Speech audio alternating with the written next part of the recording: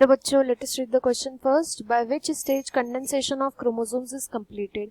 हमसे पूछा गया बाय विच स्टेज कंडेंसेशन जो होता है क्रोमोसोम का वो कंप्लीट हो जाता है. प्रोफेज, मेटाफेज, एनाफेज या फिर टीलोफेज. तो ये सभी के सभी जो स्टेजेस है किसके पार्ट है, ये माइटोसिस के पार्ट होते हैं. यहाँ पे की कंसेप्ट यूज करेंगे माइटोसिस का. माइटोसिस के भी दो फेजेस होते हैं. सबसे पहले तो आता है कैरियोकाइनेसिस, देन इसके बाद आता है साइटोकाइनेसिस.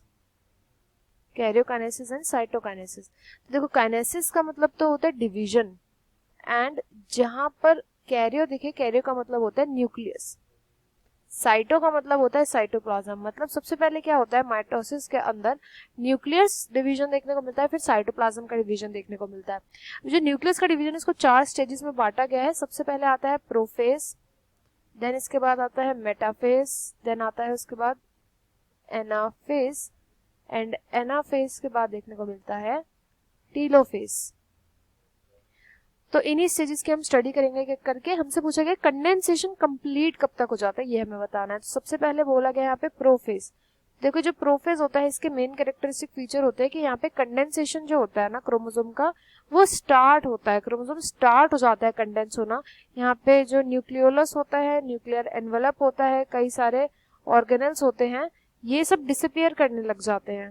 ये सब डिसअपियर करने लग जाते हैं. कई सारे ऐसे ऑर्गेनल जो कि यूजफुल नहीं होते at the time of cell division, वो सब डिसअपियर करने लग जाते हैं. तो प्रोफेज के अंदर कंडेंसेशन स्टार्ट होता है.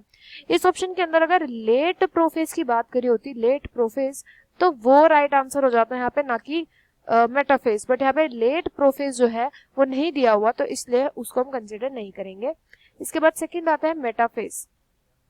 तो यहाँ पे जो डायग्राम है मेटाफेज का है ये वाला.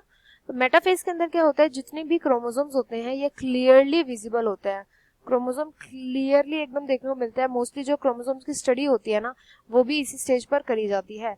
यहाँ पर जितने भी क्रोमोसोम होते हैं वो एक इक्वेटोरियल प्लेट पर लाई कर जाते हैं. इमेजिनरी लाइन होती है इक्वेटोरियल प्लेट, उस पर लाई कर जाते हैं ये, एंड यहाँ पर बिल्कुल क्लियरली विजिबल होते हैं. यही हमारा राइट आंसर भी होगा. देन फोर्थ स्टेज होती है एनाफेज. एनाफेज के अंदर जो सिस्टर क्रोमैटिड्स होते हैं इनका सेपरेशन होता है.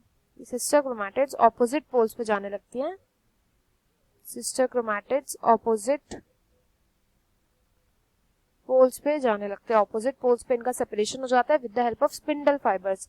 तो जो स्पिंडल फाइबर्स होते हैं ये अटैच कर जाते हैं इनके काइनेटोकोर से, एंड देन इनका सेपरेशन हो जाता है.